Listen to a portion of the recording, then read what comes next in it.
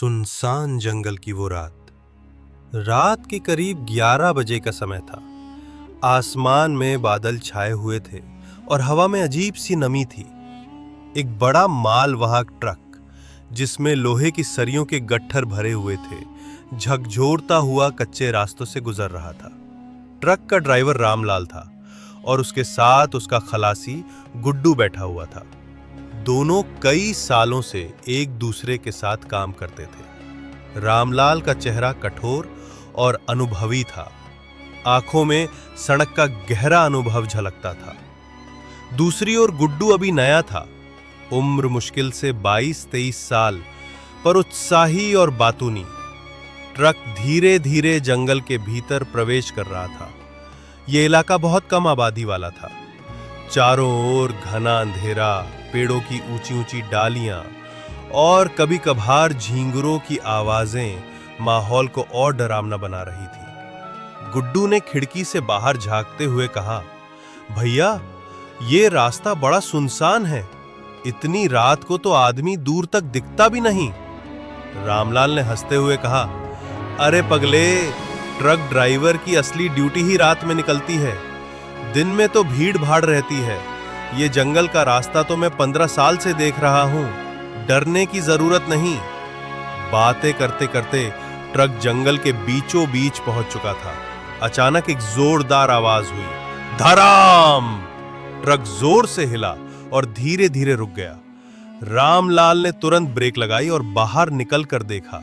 Torch जलाकर नीचे झांका तो पाया कि ट्रक का बायां पिछला टायर पंचर हो चुका था। गुड्डू ने हड़बड़ाकर कहा, अब क्या करेंगे भैया? ये तो पूरा जंगल है, आसपास कोई गांव भी नहीं। रामलाल ने शांत स्वर में कहा, घबराने की जरूरत नहीं।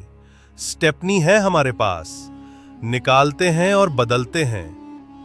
दोनों ने ट्रक के पीछे से औजार और स्टेपनी निकाली, मगर माहौल में अजीब सी खामोशी थी।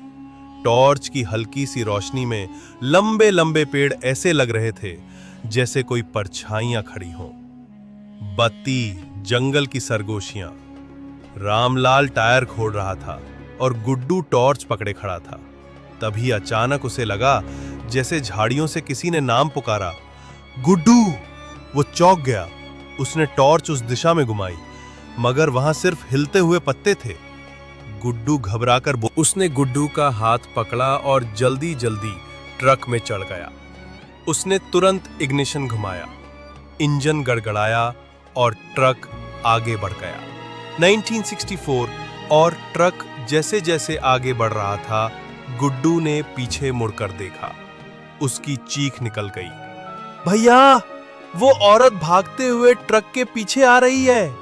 रामलाल ने शीशे में देखा।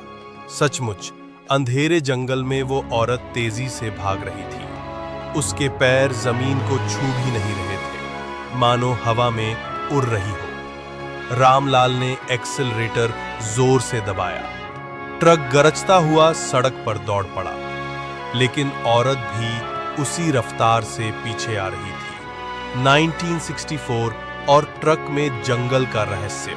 करीब आधा घंटा भागते भागते आखिरकार ट्रक जंगल से बाहर निकलकर एक छोटे ढाबे पर रुका। दोनों हाफते हुए ट्रक से नीचे उतरे।